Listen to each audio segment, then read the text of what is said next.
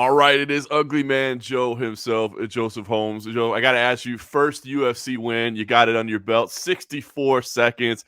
I guess how important was that moment in your career? I think that's such a landmark moment for any fighter, right, to get that first UFC win. So talk to me about just, I guess, what that night meant to you. Oh, it meant the world to me. I had been working so hard, even before that fight when I fought Jamie Pickett. I had fought back to back to back to back before that fight. So I basically feel like I had been in a training camp all leading up for that first win since I was fighting for the Contender Series for Dana White and all that stuff. So it felt amazing to finally get the performance that I felt I could give, and just trying to build off of that momentum and keep that going. And we'll talk about moving forward, but I did want to ask because I always wonder what it's like for a fighter that makes it to the UFC and then you do come up short, as you mentioned, right? I mean, that could potentially be heartbreaking, right? I mean, do you start going through these like, oh, do I belong here? Oh, I mean, do those feelings creep in, or were you able to block all that out? Those feelings could creep in. I had started talking with the therapist because obviously, like you said, those are definitely thoughts that guys in my position, could struggle with for sure. But when I started talking with my therapist, this was immediately after my Pickett fight because I noticed I was having weird, like doubtful thoughts, like you're mentioning, and that's just not like me to have.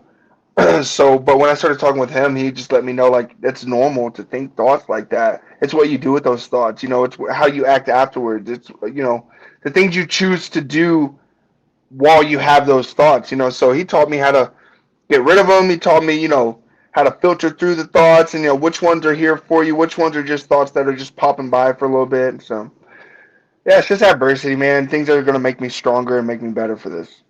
I love it, man. I love hearing you so openly talk about that, right? Because I think some people, it's kind of a new addition to the game, really, having a therapist and the mental. This is such a mentally difficult sport, man. So to not train that side of your body and of your, I mean, it's a waste, right? So it's so cool to hear you embracing that early in your UFC career.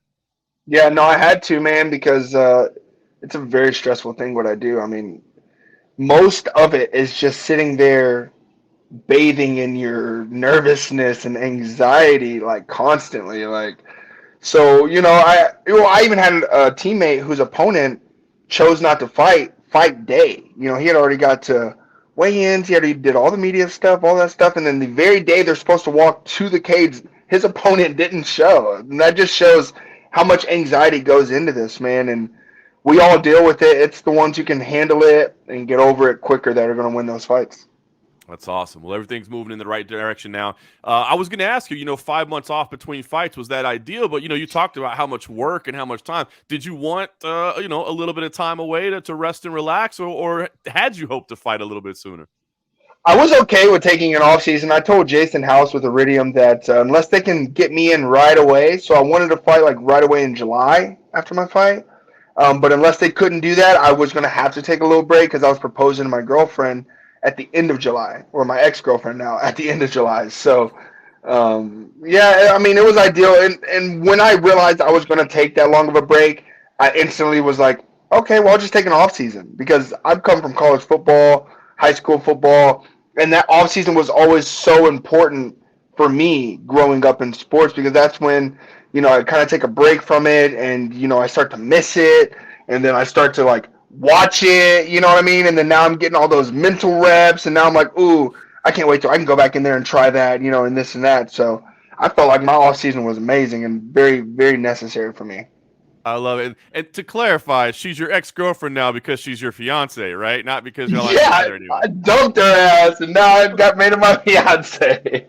I was like, man, it sounded like such a pretty story, but maybe they broke up, man. I love it. All right, so we are booked now. It's October 29th. It's Junyong Park. Talk to me about what you think of him. I know you. I think you've said you don't know a whole lot about him, but he's been around for a little bit. What do you? What is your knowledge of him as an opponent? He's a tough dude. He's a winner.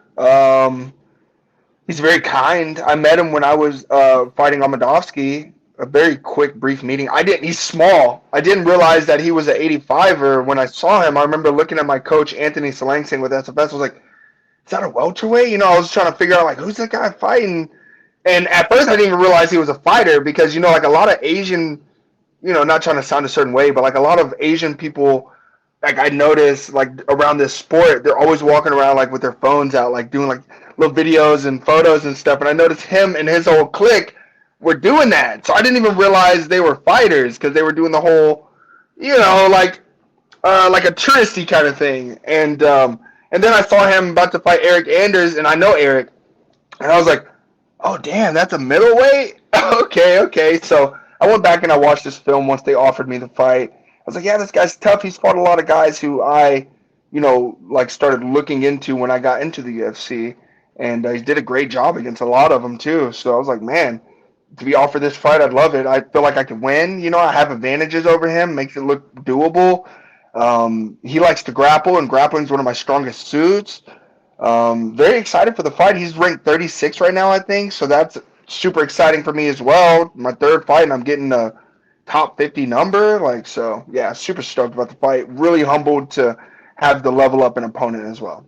Yeah, definitely a durable guy to say the least. Talk to me about your own preparation because, kind of watching your social media, things like it looks like really focusing on kind of athletic movement type based stuff more so than just fight prep. I guess, was that something that you've always done or just kind of a new addition to your preparation? Definitely a new addition. I started working with Ant Performance out in Lee's Summit, Missouri, and the owner of that gym is Austin Pace. Super awesome guy, very knowledgeable guy. And he studies a lot of like rotating and short side, big side, like with your body, like when you do certain torques and stuff. And he was just educating me on that stuff, and I really got to like watch my numbers go up. Like as far as all the different lifts we were doing. I spent 1 month with him. I was at Glory for 7 weeks, but 4 of those weeks I was at the strength and conditioning gym. So yeah, I wanted to get stronger and bigger, and I did that. I got up to about 225, 230, and then all my lifts were massively increased from when I started. So that excited me big time, and yeah, just tried to keep the athleticism with the weight so that when I take the weight off, I can still be really strong and just have a more of a pop. I've always had like stopping power in my strikes, but I wanted to really emphasize the strength that I'll be able to put through with my strikes and stuff. So I feel like the guys did a great job with that. So as you're putting that muscle on, I mean, obviously it's good, but are you getting nervous at all when you start seeing those numbers on the scale? Like, wait a minute, I got to get back down to 86 here somehow. Does that start to No, concern you at all? no, not at all, man. I've never missed weight and don't plan to now. No, the weight's easy, man. You just flood it with water and then flush it all out day of, and it's nothing. But it's not like nervous wouldn't be the word. It's new. You know what I'm saying? I wanted to have a new challenge because I wanted to bulk up. You know what I'm saying? And I had a small window to do it, so picked my off season to do it, and I think we'll be just fine. I'm just about 205 somewhere in there, 203 to 206 somewhere in there, so totally fine. Easy work. And talk to me as well about your prep. Now, you mentioned being out at Glory MMA, being out in Lee's Summit, but it seems like you still spend time in Texas as well. Are you traveling back and forth during camp, or how's that working? Yeah, my girlfriend or fiance, my fiance drives me. So when I'm going to, we decide how many weeks we're going to spend in Missouri. So this past time we decided 7 weeks. So my girl, she works on the weekends at this barbecue restaurant, and so she'll come back, she'll go to work and work Saturday, Sunday, and then drive me Sunday night to Glory to be there by Monday morning for the 10 a.m. training, and then I'll train all week. And we'll turn around and come back Friday evening so that she can work on Saturday. So we just did that back and forth for 7 weeks, man. And yeah, it's not easy, dude. It's not easy physically.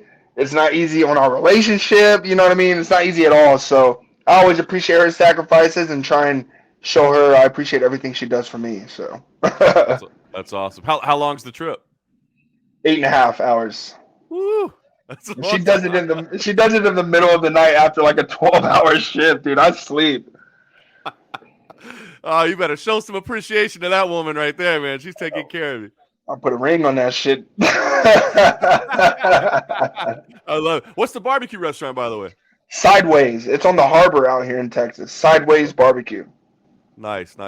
Yeah, I grew up in DeSoto, man. So Dallas is still my spot. So Yeah, okay. We're in Mesquite. We're a little bit apart, but not much.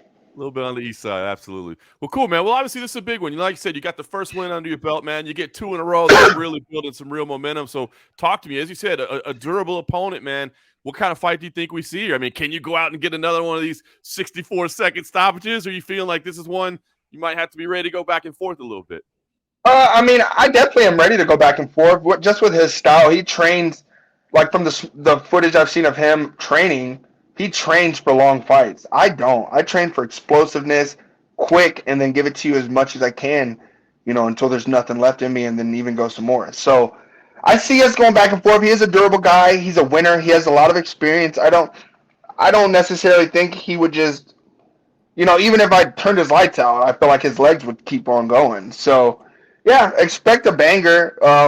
I'm a heavily grappler base, and he seems to really rely on his grappling heavy. Um, but my hands and knees are scary. So I don't know, man. I could put him out early. I would like to put him out early, and I think I can, as far as a choke or catch him with a nice cross or something coming in, or a knee. But if we go all the way, I'm gonna have to put him out in the third, because I don't fuck with judges at all. I love it, man. That's the way to put it. Awesome, man. Well, we'll be tuned in on October 29th. A win there. What's next, man? I mean, do you need some holidays off, or is this turning around, keep it going? You've been staying pretty busy. Trying to stay busy. Yeah, hopefully I can turn around and fight again in December. I'm planning a wedding, so I'd like to stay healthy. If God allows it, tear this guy up, and then turn around and jump right into something in December. Maybe make Holland come out of retirement. Ooh, I That'd be like that fun. call up. I like that. I like that. Maybe Yeah, bring that'd him be out. real fun. I love it, man. Awesome. Well, congratulations on all the success with the personal life and the professional life. We'll be tuned in October 29th and see if you can keep things rolling in the right direction. Yeah, man. Thanks so much for your time.